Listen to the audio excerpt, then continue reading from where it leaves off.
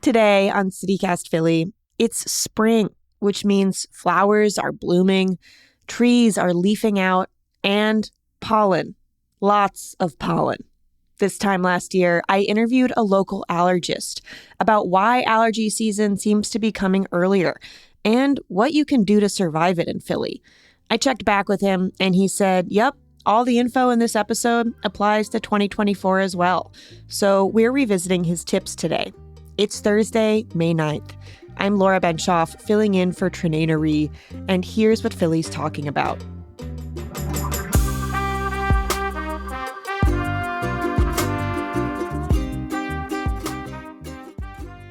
So Dr. Mark Goldstein, you're a board-certified allergist and immunologist with the Asthma Center.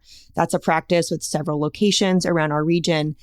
And I wanted to ask you, I used to live in North Carolina where there was grass and trees everywhere and my allergies were really bad.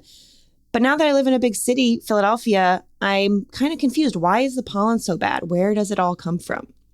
So that's a really interesting question. So people have this kind of false knowledge that urban environments are free of pollen. And in fact, they're just as robust in terms of presence of pollen in the area's suburban and rural environments.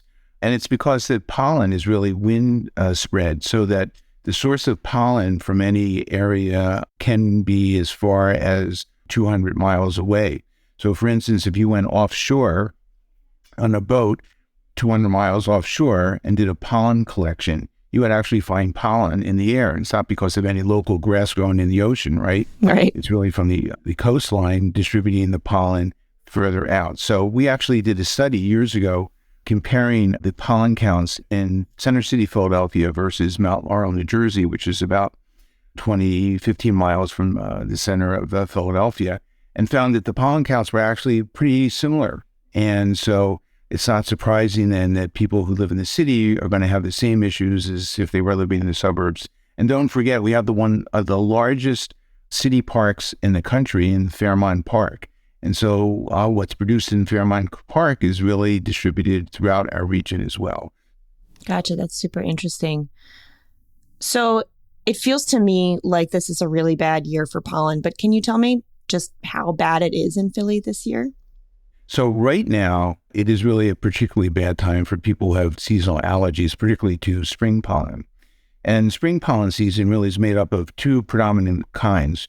Trees, which start really early to mid-March, and we saw this year a earlier onset of the tree pollen season, mainly because of the warmer winter that we have had, and also the global trend of global warming, which has caused a earlier onset of pollen production in early March. And right now, we're kind of at a critical crossroads between the peak of the spring pollen season from the trees and now the onset of grass pollen, which seems to start around this time of year and stays in the air until mid-June.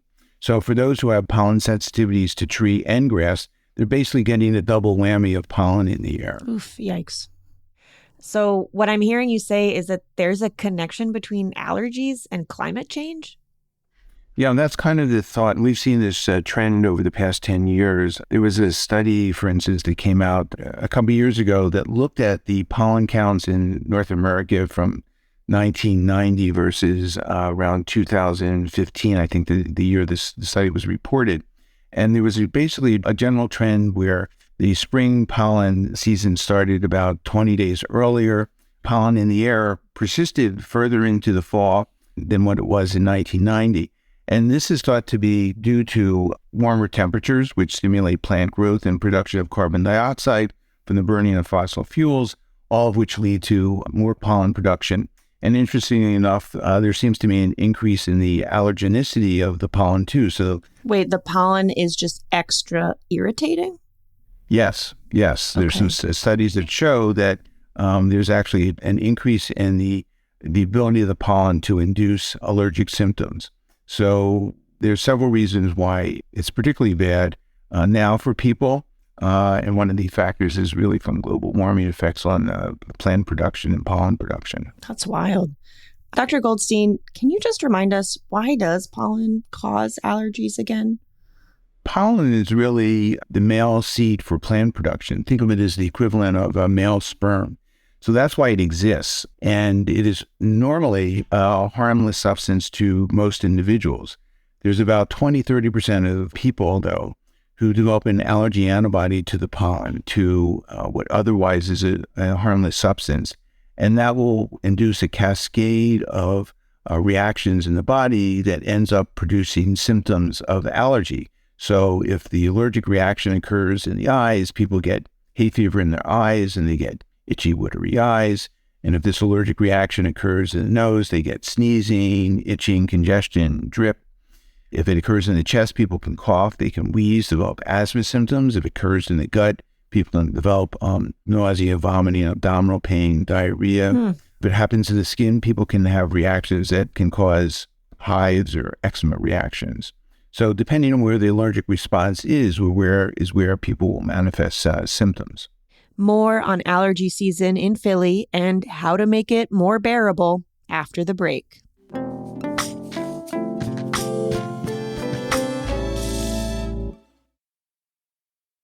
So, Dr. Goldstein, I was reading a little bit about how your group actually samples the air for pollen every day. Can you talk to me about what you're looking for and what you find? We've been looking and analyzing the pollen and mold in the air in Philadelphia for over 30 years. And the way the setup is now is we have a collection device on the rooftop of our building on North Broad Street, 3 blocks away from City Hall. There is a slide in the collection device that gets an impact of the air. There's a picture taken of the material on the slide that's uploaded to a server. That server has a database of thousands and thousands of pollen grains, mold spores, and there's a matched identification. So this allows us to identify exactly what's in the air real time. So this is not a count from 24 hours ago. This is what the pollen count is right now at 6 o'clock in the morning, 7 o'clock in the morning. And people can now go to our website, asthmacenter.com, and get the pollen count for that day and use that to help plan activities. So how can people use this information to plan their days? There's certain times of the day where the pollen is worse. And so that's helpful to know. So that, the early morning until about noontime is usually the worst time of the day for the pollen counts to be the highest. So if you can defer activities outside to the latter part of the day, you're going to be assaulted with less pollen in the air for that given day. Gotcha. And there's like a pollen newsletter you send out, right? People can sign up for this right in their inbox. Exactly. We do a broadcast email each day. It's a free subscription. People can go to our website, asthmacenter.com, to see the daily count and subscribe to the pollen service as well. And we do this from mid-March to mid-late October. Okay. That's a good segue into my next question. A lot of people are suffering with allergy symptoms right now. How long can we expect allergy season to keep going in our area? So for the spring pollen season, this is probably going to last until the early to middle part of June. So as I mentioned earlier, we're now coming off the peak of the tree pollen season. Grass pollen will kind of peak around Memorial Day and stay in the air until about early June. And then there's kind of a lucid interval of pollen between mid-June when the grasses stop till about mid-August when the weeds, and in particular ragweed, starts to produce misery for those people who are sensitized to the fall pollens. So we're really looking at a few more months here if you're sensitive to multiple things in the air. Correct. And Dr. Goldstein, what's your advice for people with some of these really uncomfortable symptoms right now? What are some remedies for bad allergies? The first thing I think is really to make sure that's what you have, that you're not suffering from something else. Is this an acute cold? Sometimes acute cold symptoms can mimic allergy and vice versa. So you want to make sure you don't have an infection, a viral illness, a COVID infection. You want to make sure you don't have a problem in your sinuses. Sometimes sinus disease is related to upper respiratory allergies, but can be distinct in and of itself.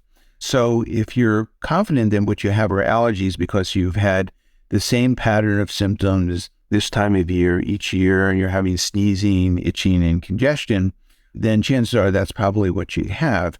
And you can easily go to the pharmacy. There's a wide variety of products that are available, many of which were formerly by prescription, but now they've made it on the shelf accessible to the public. The problem is that there's so many choices. There's antihistamines, there's decongestants, there's analgesic medications, there's nasal steroids, there's nasal decongestants. And so you may be able to elicit the help of a pharmacist in making a choice. Or if you're not getting relief from what you're choosing, then at that point in time, it's really best to see a healthcare provider to really be certain of the diagnosis and really have the best care directed specifically for your symptoms. Dr. Mark Goldstein, allergist and immunologist with the Asthma Center, thank you so much for joining me on CityCast Philly. It's been my pleasure. You can sign up for the Asthma Center's daily pollen count reading right in your inbox. We'll have a link in our show notes.